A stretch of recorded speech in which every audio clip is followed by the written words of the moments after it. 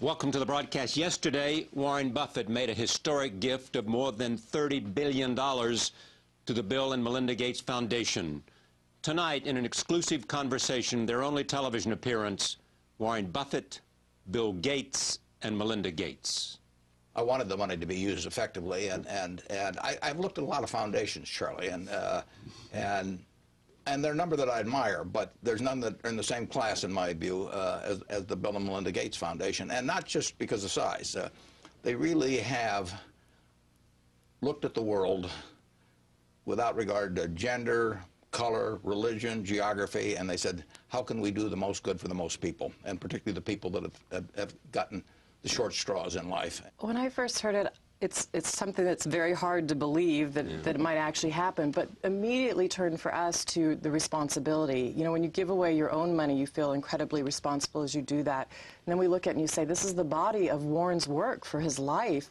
You feel, I think, doubly responsible giving away somebody else's money. And then I think immediately we turn from that and say, okay, what can be done for the world? What can be done for good? And it's just an awesome thing to be able to think about the number of people that you could lift out of poverty. In some ways, if you make mistakes with your own money, you don't feel as bad about it as if it's someone else's. So now we're even more intent on doing it right. And it's a very exciting time. The advances in medicine and other things we can do to relieve poverty, we've been making good progress.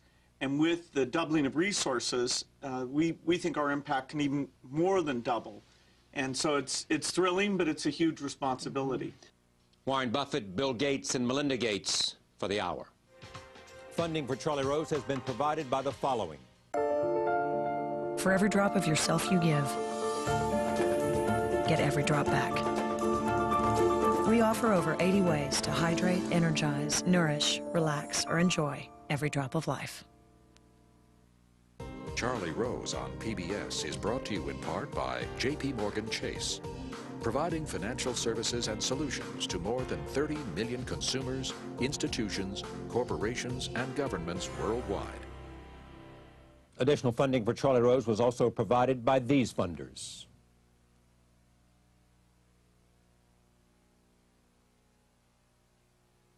And by Bloomberg, a provider of multimedia news and information services worldwide.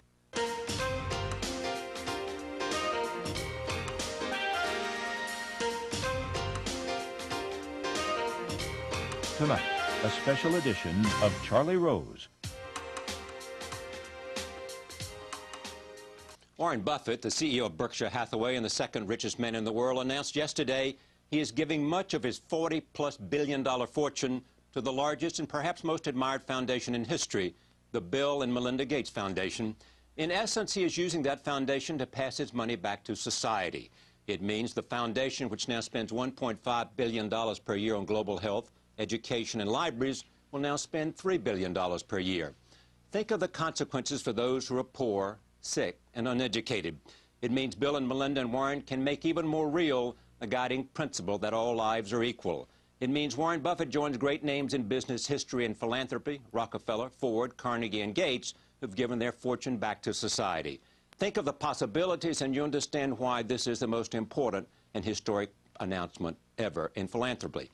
I am pleased that Warren, Bill, and Melinda are making their only television appearance today on this program. Warren is a very good friend, and I know and have great respect and affection for Bill and Melinda. Bill and I have done many television interviews before. This is Melinda's first appearance, and I hope not her last. Finally, Carol Loomis, the great business reporter from Fortune magazine, she broke the story yesterday, and her cover story is in Fortune magazine. The story is entitled, Warren Buffett Gives It Away. I am pleased to have Warren, Bill, and Melinda at this table. Thank you. This is as much of a win-win as I've seen in a long time. Yeah, it doesn't get any better than this one. Tell me the significance as you see it of what's happened. Well, it's something I've always planned. My wife Susie and I had planned that whatever I made would go back to society, and originally I thought she would outlive me and that she'd make the big decision on it, the manner. But since her death, I had to rethink the best way to get the money into society and have it used in the most effective way. And I had a solution staring me in the face. And I'd seen Bill and Melinda do what they have done with their foundation. They've done it with their own money. They've poured themselves into it. The decisions are great. Their goals are similar to mine. So the time is now. Bill has already given you a book to start reading about all these issues. He gave that to me last night. Yeah, there'll probably be a quiz after the show. And I'll flunk it. We'll get to some of those questions. How much do you know about malaria and tuberculosis? Right. I think he wants me to contract all these diseases just so he can work on it. How do you two see the significance of this for you, for the causes you serve? Well, for us, it's just fantastic because we look at it as doubling the impact. The diseases we've already been working on and the education and the inequities we've been looking at for so long just basically double by Warren's gift, and it's incredible the depth that we'll be able to go to on some of these global health issues. Bill? Well, it's a huge responsibility. In some ways, if you make mistakes with your own money, you don't feel as bad about it as if it's someone else's. So now we're even more intent on doing it right. And it's a very exciting time. The advances in medicine and other things we can do to relieve poverty, we've been making good progress. And with the doubling of resources, we think our impact can even more than double. And so it's thrilling, but it's a huge responsibility. I mentioned that you two believe, and the guiding principle has been all lives are equal. What do you mean by that in terms of how it affects you and how you look at the world? Well, it's a pretty simple thing, and it goes back to something Warren talks about, where you can be born anywhere in the world and your opportunities are very different. This is ovarian lottery. Yes. And it's not really fair that we could save lives for a few $100s in many countries, and yet we don't. We don't discover the drugs, or even if we have them, we don't get them out there. And it turns out that if you save those lives, that has this incredible effect on reducing population growth, surprisingly, and then you have more resources to have great nutrition and education and get this virtuous cycle going that the richer countries have experienced, and that's an amazing thing. That should happen throughout the world.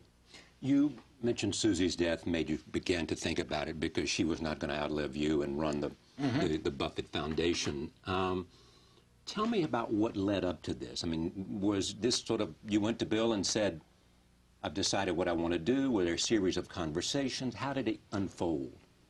Well, I began to mull various possibilities, and I wanted the money to be used effectively, and I've looked at a lot of foundations, Charlie, and there are a number that I admire, but there's none that are in the same class, in my view, as the Bill and Melinda Gates Foundation, and not just because of size. They really have looked at the world without regard to gender, color, religion, geography, and they said, how can we do the most good for the most people, and particularly the people that have gotten the short straws in life. And so I mentioned that I was thinking about it to Bill, well, many months ago. Yeah. But I still was playing around in my mind the best way to do it, because I wanted something that would work well for the Berkshire Hathaway shareholders as well as for the people who are going to be the beneficiaries of the money. And finally I came up with this plan, and when I decide on something, I'm ready to go. True words have never been spoken. That's true. So when you first heard this, what was your response? What did you think? When I first heard it, it's something that's very hard to believe that it might actually happen, but immediately turned for us to the responsibility. You know, when you give away your own money, you feel incredibly responsible as you do that. And then we look at it and you say, this is the body of Warren's work for his life. You feel, I think, doubly responsible giving away somebody else's money. And then I think immediately we turn from that and say, okay, what can be done for the world? What can be done for good? And it's just an awesome thing to be able to think about the number of people that you could lift out of poverty with a gift like this. Were there any issues that came up, Bill, in terms of the mechanics of this, how you do this? I mean, Warren had decided that he's going to give to 5 foundations, 6 of it going to Bill and Melinda Gates Foundation. I mean, any logistics here that you had to overcome? Well, in the last few months, we probably paid some lawyers' bills to make sure we got it structured the right way. But you know, in the end, even though there's some paperwork and some of that, it's really pretty simple. One other thing that we're thrilled about is Warren's joining us as a trustee, and so there'll be 3 trustees of the foundation, and that'll be a great addition for us. But that was not a condition of the gift, Charlie. Yeah. That you I'd be totally happy if and the 2 of them are going to be running it. But, and we would have been happy to have Warren as a trustee without the gift. Yeah, exactly. That's how it turns out. And the idea, the only condition of this, if something happens to them, if a plane goes down, as you have said, then what? Well, that's a very, very low probability. But if they weren't available to run it, I would want to take a look at what the ongoing situation would be. Yeah, take a fresh look. Doesn't mean I wouldn't be doing the same thing, but I am doing this because I've seen 2 extraordinarily talented people apply themselves big time to the major problems of the world, and I would want to see what was going to be the next act if that happened, but it isn't going to happen. There is also this, a selfless act. I mean, didn't you have any great desire to see the Buffett Foundation and the Buffett Library and the Buffett this and Buffett that? No, 0. No, I like the overall public library. What will be your role then? I mean, you will be a trustee, but will you sort of, what? If I have any ideas, they can use me as a sounding board. They can use me any way they want to use me. Well, they're already doing that. Yeah, well, that's true. And so there really, it's not a big deal. But if anytime I can be helpful, fine. I won't get involved in their investments. That complicates life. So I'm totally out of that game. Are their priorities your priorities? Yeah, overwhelmingly they mesh. Yeah, I wouldn't be doing it otherwise. And you have the Susan Thompson Foundation still looking at other issues, and the kids have foundations which are involved in a range of issues. I've seen what they're interested in. I mean, and I've seen the way they pour themselves into it. Bill gave a presentation at the Greenbrier in 2001. It was right after 9/11, and it was one of the best talks I've ever heard. I really wish I'd had it on tape. I encourage you to go on with Bill Moyers later on. But it blew us all away. There were 40 or 50 of us there, and when you see a couple of outstanding minds, passionate about doing something that's in sync with what you would like to see done, that's a no-brainer. You describe the brains as ungodly, unfortunately. The idea of what impact this has. Will it change priorities? Will it change, obviously, the size of the staff? Will you be able to do things that you couldn't before? Well, absolutely. In some ways, we have the challenge of success. That is, every time we get a new drug, then you have a much bigger problem of how do you get it distributed? How do you make sure it has the impact you have in mind? And if you look at the top 20 diseases, there's at least 10 of those we're making very good progress and can expect in the next 5 to 10 years to have solutions. And so scaling up is very important. In education, as you get one high school that's working well, it's a model, you'd like to see that spread throughout the country. And so what we've got here is the opportunity now to really deepen and accelerate. We'll add some things that relate to poverty, but the top goal being going after the health and poverty issues, and then education is the second. That's not going to change.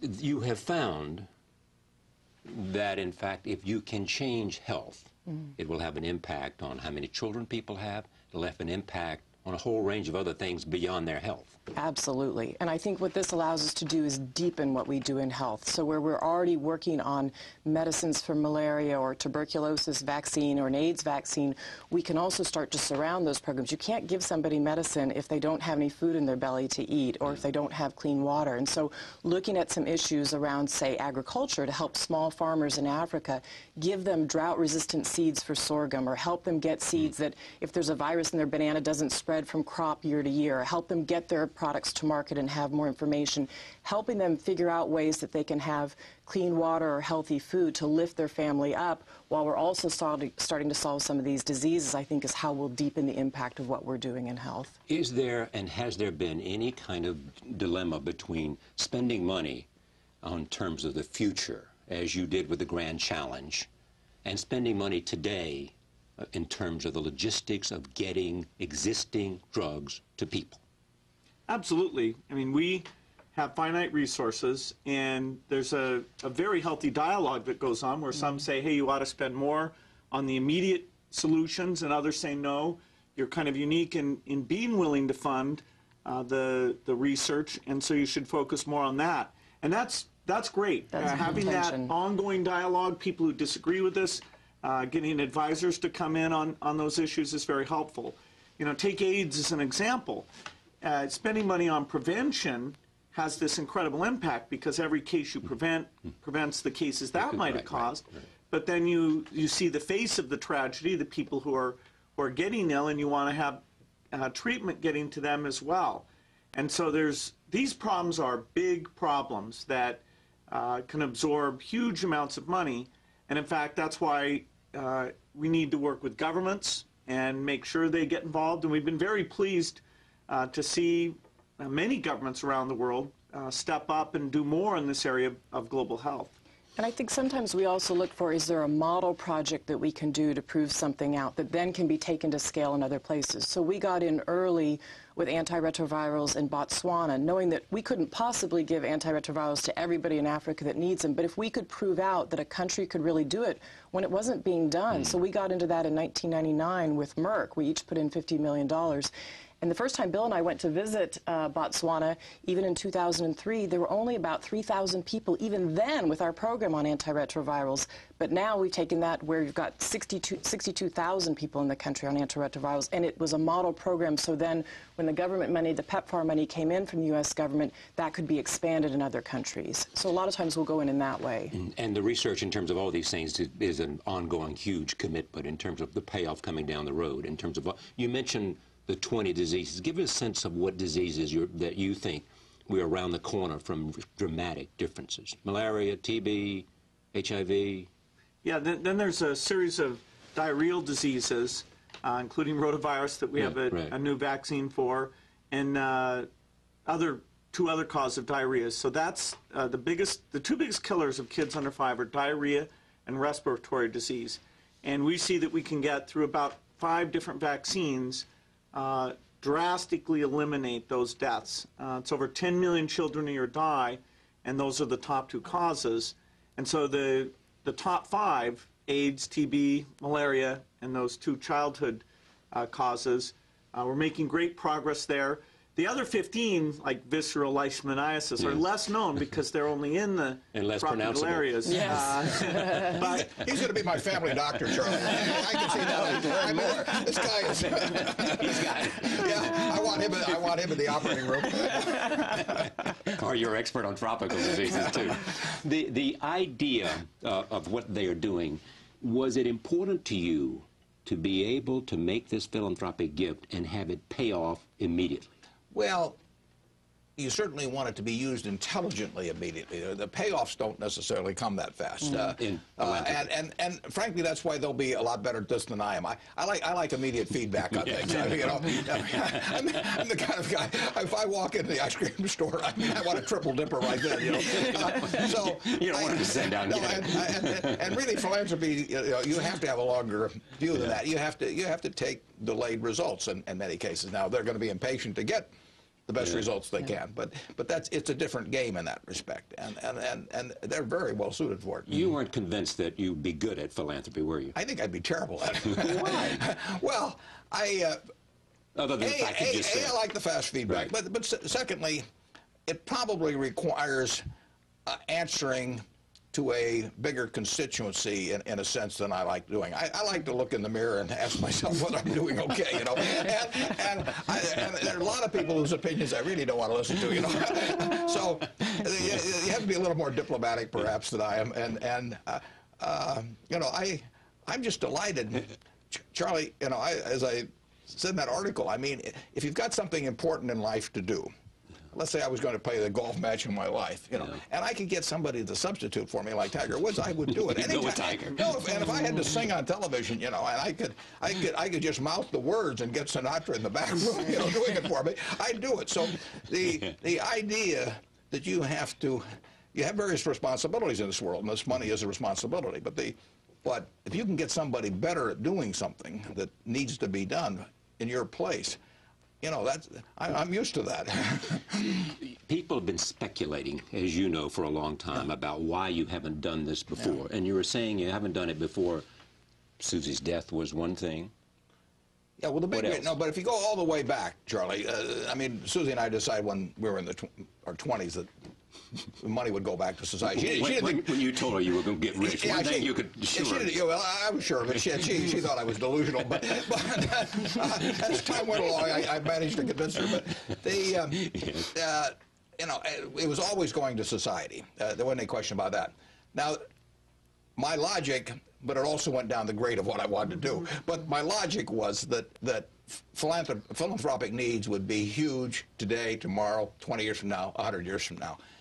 And if people were going to devote their money to philanthropy, the ones who were high compounders should take care of the philanthropy 20 or 40 years out. Because that would be you. It would pound. Yeah, and I really thought, you know, it made way more sense than to give $1 million 30 years ago, which might have been all I would have had available, to have it compound. And people who are low compounders should take care of the current needs. I mean, if I ran a university and I had 2 wealthy alumni and they were going to supply all the money, I would take the guy who wasn't going to do much with the money and use his money currently, and I would have the other fellow compound for me. So anyway, it was a convenient way to think anyway.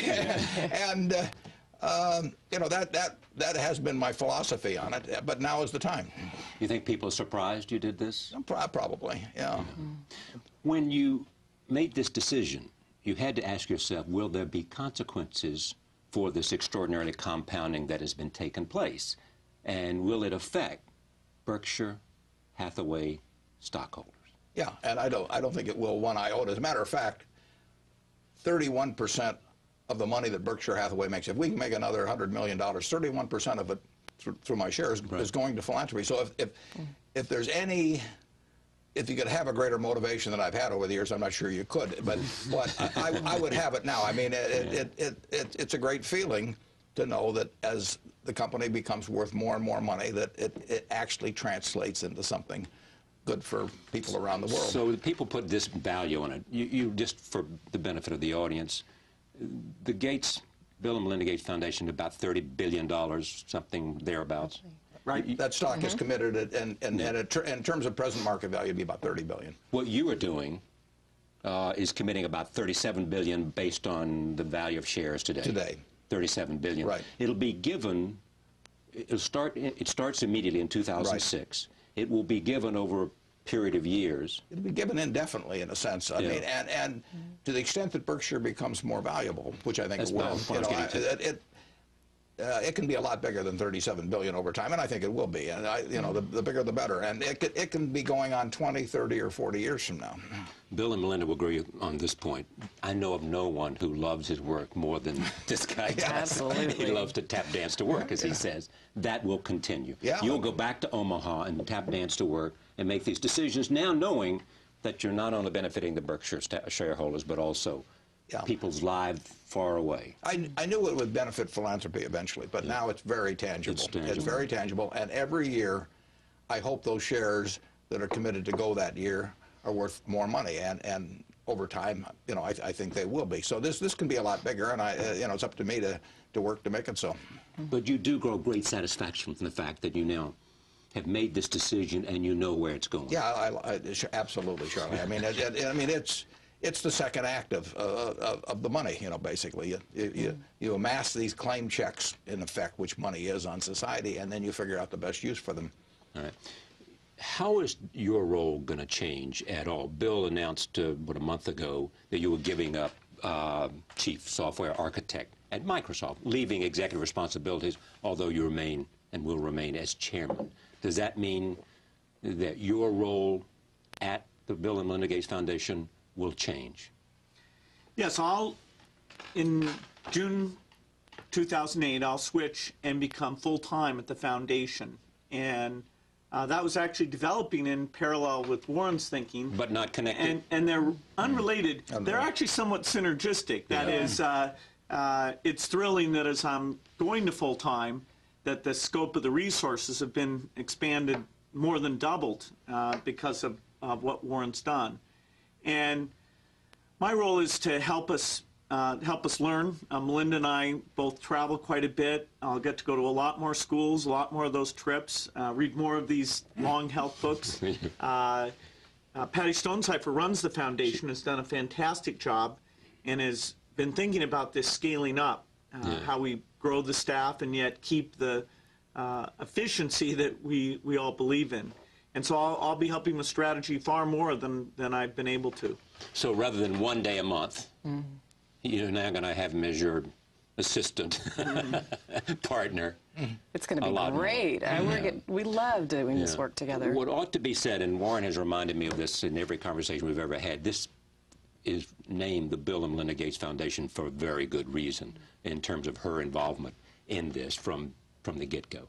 You know, what do you do, and how is it divided between, and how will this evolve in terms of you two as trustees and sort of make all the decisions and set the vision along with the people who execute them like Well, I think you're using the right word, which is evolve, which is how our roles have evolved over the last 10 years that we've been at this together. I mean, I think it's hard to predict exactly how much time you're going to spend on something, but Bill's spent more and more time over the years. I've had a bit more time, obviously, because I don't have a full-time career. Our kids are getting to where they're all at sort of school age now.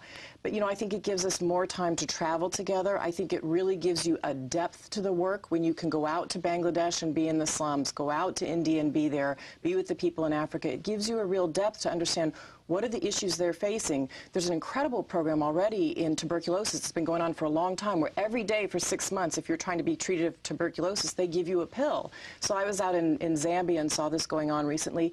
But, you know, you stand back and you ask the question, well, 6 months every day coming and standing in line for 2 hours to get your pill with no food in your belly, that's not a successful health program. So sometimes I think you have to actually be on the ground to understand what those numbers mean. And we're already looking at how do you cut that time in half and how do you ultimately get a vaccine. But I think those are the types of trips and the types of discussion that enrich the flavor of what we do together. And today, when I come back from a trip or when we're on a trip together, we just have a whole nother level of discussion about where we want to go and how we want to deepen the work. Many people believe that because of business techniques, demanding results, setting goals and making sure that they are met, that you guys have introduced something new to philanthropy and as a model. Tell me how you think the Bill and Melinda Gates Foundation is different, or how you believe its guiding principles ought to be. Well, I think there is something to be said for being incredibly results-oriented and having the kind of optimism that if you bring great people together and set very ambitious goals, amazing things can happen. I don't think that's totally new. I think you can go back to Rockefeller and say he was willing to go against conventional wisdom. He was willing to take on very tough problems. You know, again and again, we find things where the Rockefeller Foundation was doing it right. The philosophy that Carnegie had in the Gospel of Wealth, Warren handed that out at a get-together we had, and you know, it really helped me think about philanthropy and, you know, how you ought to set very high goals. This is before you created the foundation? That's right. The whole idea. It was over in Ireland. Yeah, the whole idea of not that leaving the wealth to your children would actually not be the best idea for society or for them. That came out of some things that Warren was talking about right around the time we met him. I was stunned to think, oh, geez, this is a problem I'll have to deal with. Here's some very good advice about that, and now here we are. But I do think energy and pulling people together the right way, getting partners to work together in new ways, it's what's allowed us to move as fast as we have. Charlie, in business, I've had a great partnership with my partner Charlie Munger, and I've seen what happens when you get two people together that are totally in sync, but also have different ways of looking at things, but are working toward a common goal. And you could not have a better pair than Bill and Melinda running a foundation. I wonder, do you think he'll be drawn into this, and so his involvement will deepen? A little bit. I think Warren would be an incredible philanthropist, but he loves his job, and that's what he's going to do full time. Yeah, but you love your job, and you have misgivings about leaving Microsoft. No, I do. This is a tough one. It's unusual to have two things that you love and that you think are important and challenging. And so, you know, I've had this debate for several years, and I wanted to be very explicit about the change, and I don't even know what it'll be like, but I'm very excited about it. And this just reinforces the importance of having that time and spending it well. But we had Warren at a discussion about microfinance about a month ago, and it was great talking with these bankers. And Warren was asking about their costs and did people repay the loans, and so we're going to draw them in a little bit. We'll do our best. I bet. You said it famously about children, your own children, who you've done wonderful things and created foundations for them. I'm very proud of them. Yeah, exactly. And you're very proud of them, and they feel the same way about you. That you wanted to leave them enough money so they could do whatever they wanted to do, but not do nothing. Yeah, that's so they can do anything but not nothing. And, I don't believe in dynastic wealth. I mean, if you contrast, it's nice to leave something to kids. And I mean, I can understand a person who wants to leave their farm or a small business they built and all of that to their children. But dynastic wealth, the idea that many generations should be able to go without doing a thing if they wish, simply because they came from the right womb. I mean, that really strikes me as flying in the face of really what this country is about. I mean, we believe in a meritocracy and equality of opportunity, and dynastic wealth flies in the face of that. So I've really felt that if you have a choice between having a foundation like this doing tremendous things for people all over the world, or having a bunch of people, as they say, that came from the Lucky Sperm Club. The ovarian lottery thing. Yeah, right. Yeah. Now, you mentioned Charlie Munger. Yeah. You called him up and said, I'm thinking about doing this. What was his reaction? He says you finally had a good idea. I've been waiting for that for years. Did he really? Yeah, a bit more or less, yeah. Took me 40 years to get that out of him, but I finally did. One good idea. Yeah, one good idea. Yeah, you're not expecting another one either. Yeah. But he believed in it and said this is the right thing for you to do. Yeah, sure. The idea that Warren got you to start thinking about philanthropy. Then in 1993 or 94, you read this report, World Development Report. Tell me what that said to you that seems to be linked to everything you have done since then. Well, before I read that, I thought that the world was really prioritizing how money was spent so that it would go after these inexpensive ways of saving lives, and that there wouldn't be a disease that I'd never heard of that was killing over 500,000 children a year, rotavirus, right. And that if there were, all the drug companies would be working on it.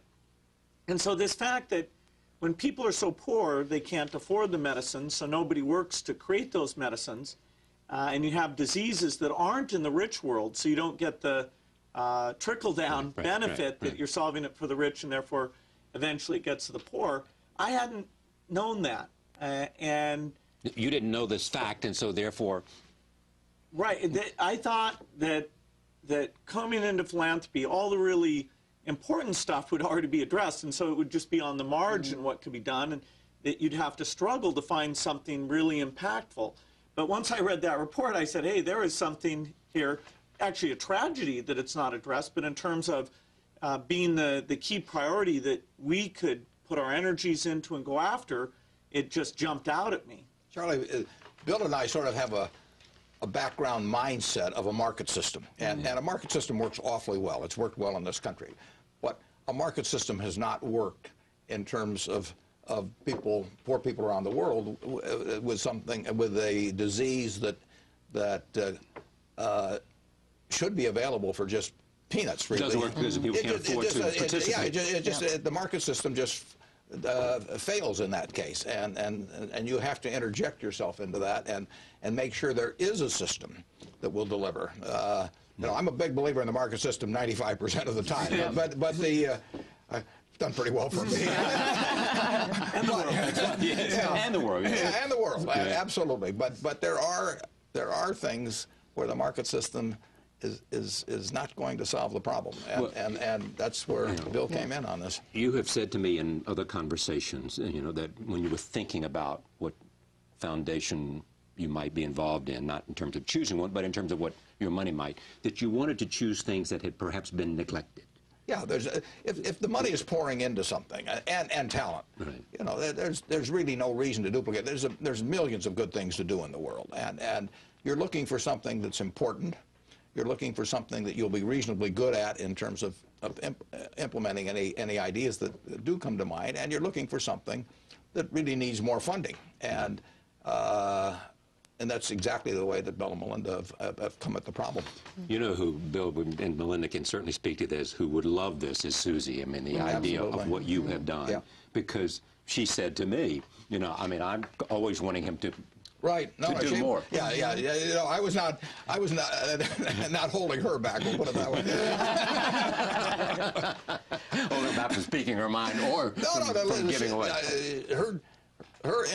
No one could have had better instincts about doing it, and she would have liked to start it much sooner, and as soon as it could be done on a good scale. And I wouldn't quarrel with that. I mean, she saw people one at a time, and she saw them with needs now, and she was hit by that, obviously. So I mean, I don't disagree with that.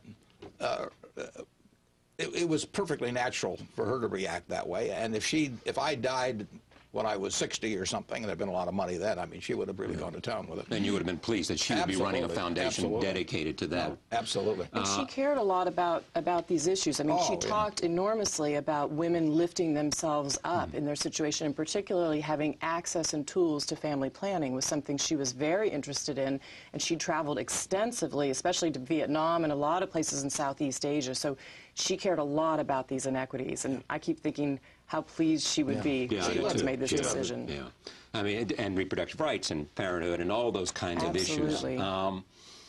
What are the things that you're not doing, not beyond the things we've talked about, where you know there is an important issue out there or an important cause that you haven't been able to get to simply because you've been too busy with your own priorities right now? Well, yeah, I wouldn't say that it's because we're too busy. It's that we chose at first to focus on the greatest need, where we saw these medicines could help or vaccines could help. But one of the things we've known that's also been on the back of our minds for some time is the more you travel around the world and meet these people who need these medicines, they're living in slums. I mean, the greatest amount of population growth is going to come in the cities in these countries. And so when you go to slums, there's a whole variation of what those look like, from ones that have absolutely no clean running water, no sanitation, no streets, you know, the houses are made of reeds, to ones that actually are getting somewhat sophisticated, where they've built a latrine, or they've got trash services, or they might have a little bit of a paved road. So looking at how you could plan for that population growth and getting the governments to start thinking about it, so they put some infrastructure in place that when people move into those cities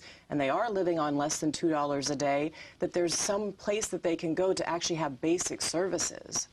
Do you feel some urgency now because of, one, you're spending more time, B, you've got more resources, more in your arsenal, as you have said, to do more with respect to governments, because you have access to every head of state in the world, I'm sure, to get them more involved? Because there are things, notwithstanding this edition, that in terms of sustaining impact, you're going to need other people to step up.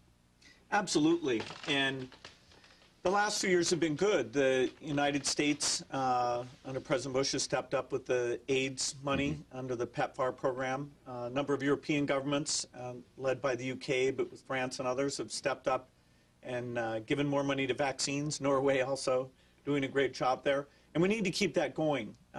Bono has been a great partner in getting that dialogue going and creating the visibility. In fact, Warren and I called him up and gave him the news of what was going on now, here. This was last night or a week ago, or what? Yesterday afternoon. Right after the story came out. We could not create another possible leak. Oh, yeah. He might be singing about it. He'll be singing about it tonight, I'm sure. We hope so.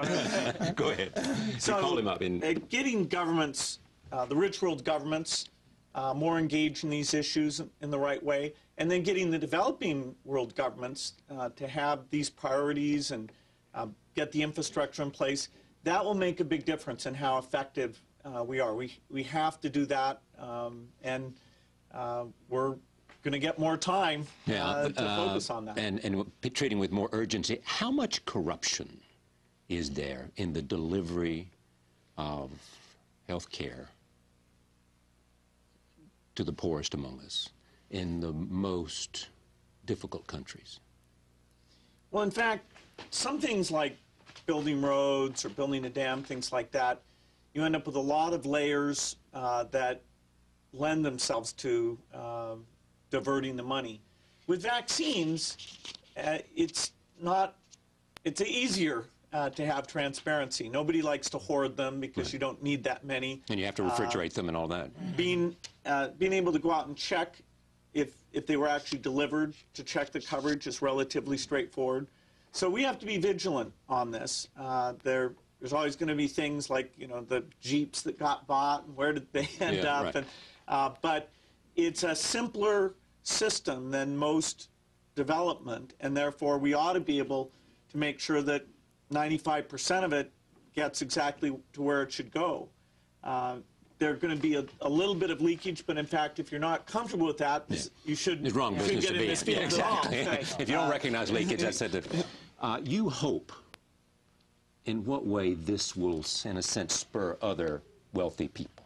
Well, it's an interesting thing, Charlie. When people are thinking about amassing wealth, they frequently go to somebody else that they think knows more about it than they do and join in. I mean, 50 years ago last month, I started a partnership, and 7 people gave me $105,000. Now, why'd they do it? They thought I would be better at accumulating money for them than they could themselves. Good bet. Well, it worked out okay. But why not apply that same thinking when you're eventually dispersing wealth? I mean, the idea that your old business cronies or some local pals at the country club or whomever, or even a professional staff that may take over the agenda, the idea that you can't also apply that same theory of getting people that are better than you are at doing something in dispersing wealth as well as in amassing wealth, I think it's sort of obvious. So I would hope that people, even of modest means, that don't have something specific that they really want to do it. And if they have something specific, God bless them. I mean, they have their alma mater or whatever. But if they really are sort of groping for what to do with far more money maybe than they ever anticipated that they would have, they can look around. It doesn't have to be the Gates Foundation at all, but they should look around for somebody that they think will do the job better than they could do it themselves, that has somewhat similar goals, and turn the money over to them. I think it makes nothing but sense. One thing that the Gates Foundation does, many people may not know about, is that you create partners where people are not willing to take. They can't, because in a market system, pharmaceutical companies or perhaps governments, because they can't take the first step. Right. Tell me how that works. Well, I'll give you an example maybe that will highlight this. There's an organization that we work with called the Institute for One World Health. There's a disease that affects a lot of people, about 200,000 people, primarily in certain states in India and Bangladesh. And this Institute for One World Health had seen this drug that had been proven that they thought that it worked in one place in Africa. But the drug was 50 years old. It had been created in Italy. There was only one lab in Malta that still was working on it. And they said, look, if we could really do the final stage trials of this drug and prove out that it could work on this disease, Kala-Azar visceral leishmaniasis, and really get it out there, we could save a lot of lives. And so we've worked with them to help them finish the trials. Now we're helping them push it through the regulatory body in India, which takes a whole other set of learning and infrastructure to do. And then ultimately we'll actually go with the David and Lucille Packard Foundation, having an organization they work with called Janani that actually can distribute drugs out in these particular states, in this place in Bangladesh. And so we'll work through them to get the drug distributed out. So that's an example of how we took something where there really is no market for that at all in the developed world, but in the developing world, it's a horrible parasitic disease that lots of people die from, and so we're going to help get that out to the people that need it through those different organizations. Is there much sharing of information among foundations and at the highest levels of people that are doing research on important subjects? Absolutely. Unlike the software business. Yeah, because there's no rivalry, really. We're all going after the same thing. And you know, we don't do any science ourselves. You mentioned pharmaceutical companies. Well, they know how to create drugs and test drugs. And so, for example, GlaxoSmithKline, GSK, has been one of our partners where we're using their expertise, but we provide the financial resources so that they can turn to their shareholders and say, hey, this is responsible. We're doing rich world drugs, and the resources are here for us to apply ourselves to malaria, which is one of our great partnerships with them. So in a sense, we're just a small piece of the puzzle. It's these partnerships that we create that really do all the work. That provide the kind of manpower and money that you need for the future. Do you have any idea how many lives the work of the Gates Foundation has saved. What do people tell you about the children that are alive today that might not have been otherwise?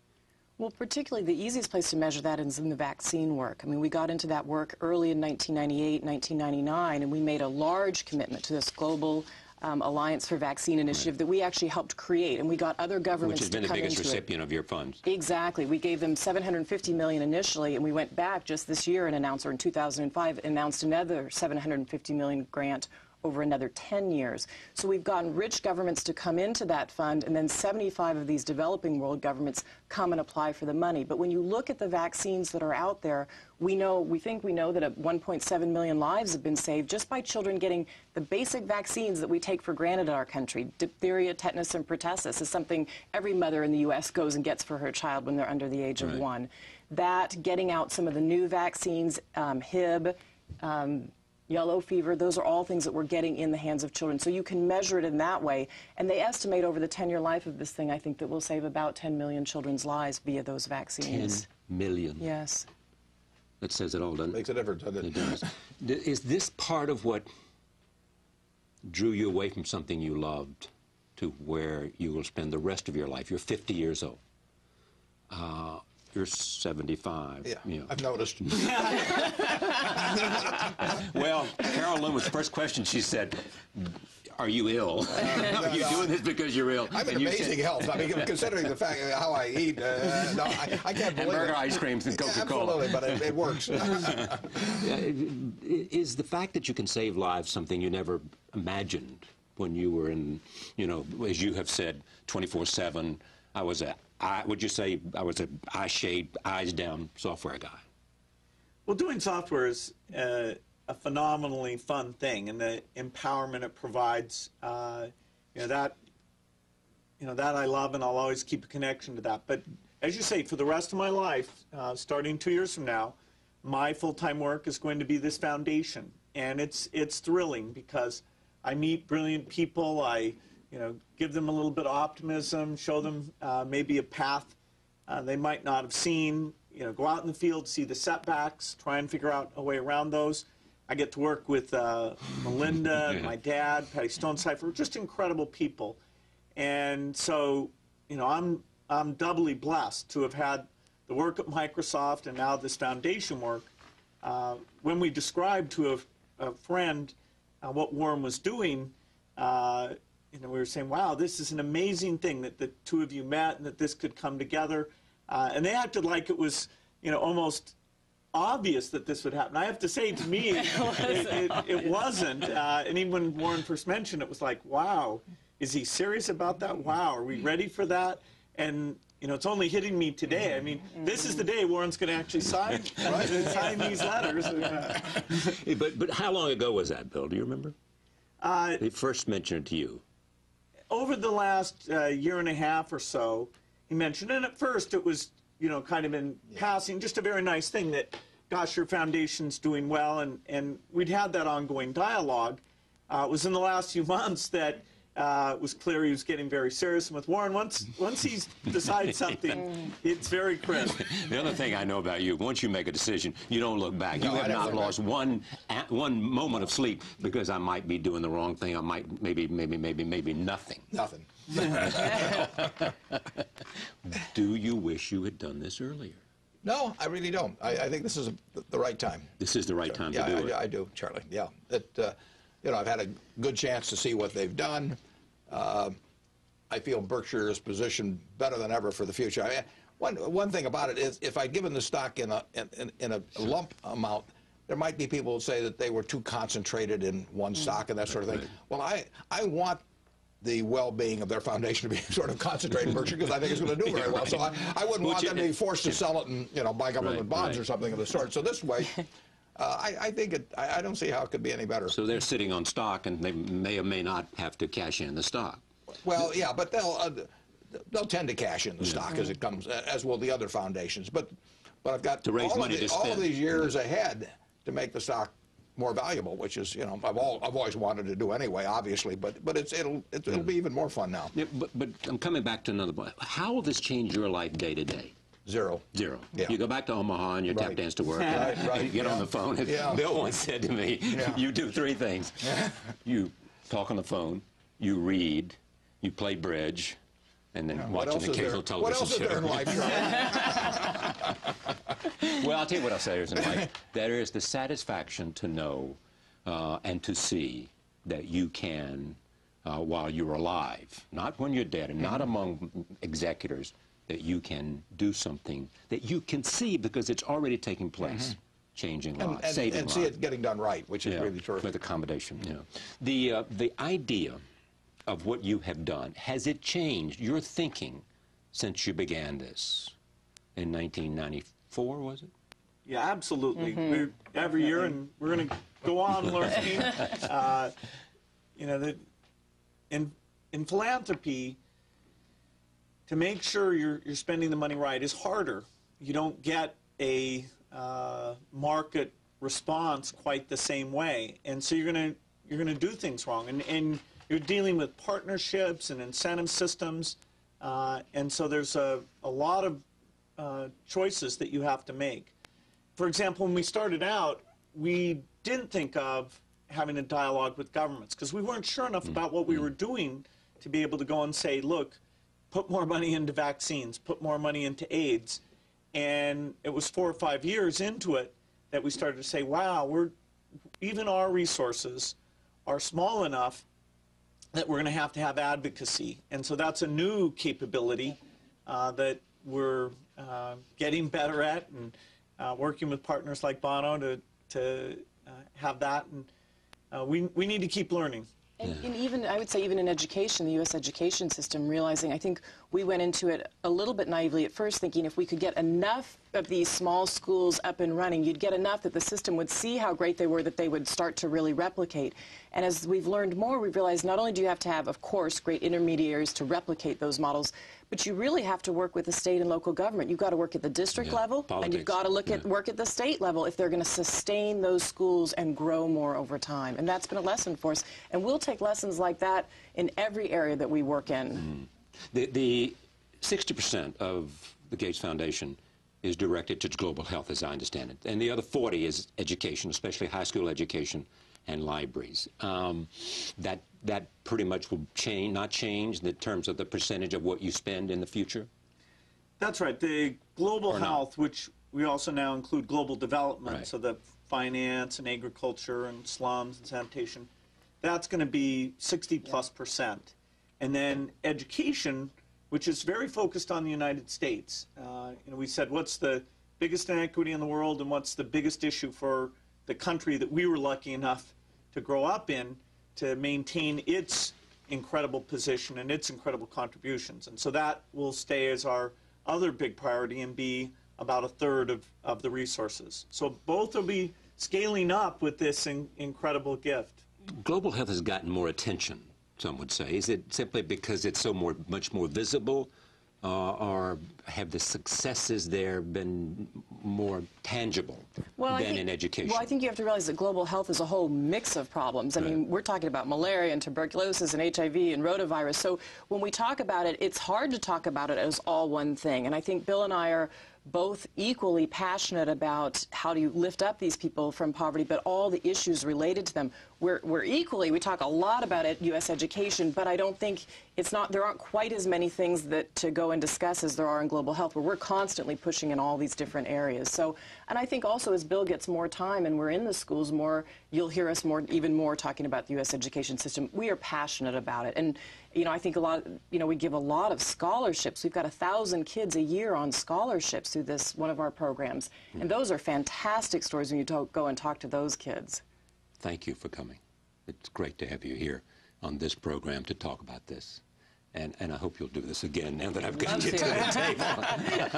I wouldn't miss the point. Bill, it's great to see you. I mean, I think you and I have done more interviews than anybody else, and it's always a pleasure to have you on the program. This is a great day for you. It's a great day. It really is. And there is a sense of excitement about it because it is about the future and it's about changing lives. And I'm deeply, deeply thankful that you came here because it is such an incredible story of spirit and as you said, the spirit of your late wife, Susie, is part of what's happened here today. Thank you. Thank you all for joining me. Thank you for joining us. The Bill and Melinda Gates Foundation, as of today, is a much different foundation with the same goals, but more, as Bill would say, in its arsenal to make an impact on people's lives around the world, every life that is equal. Thank you for joining us. We'll see you next time.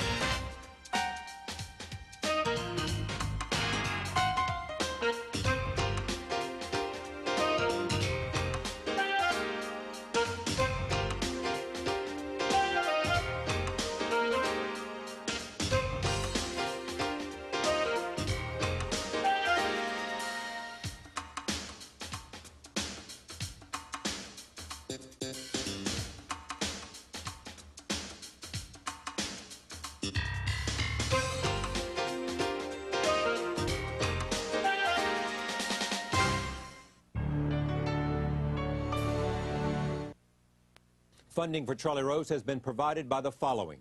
For every drop of yourself you give, get every drop back. We offer over 80 ways to hydrate, energize, nourish, relax, or enjoy every drop of life. Charlie Rose on PBS is brought to you in part by J.P. Morgan Chase, providing financial services and solutions to more than 30 million consumers, institutions, corporations, and governments worldwide. Additional funding for Charlie Rose was also provided by these funders.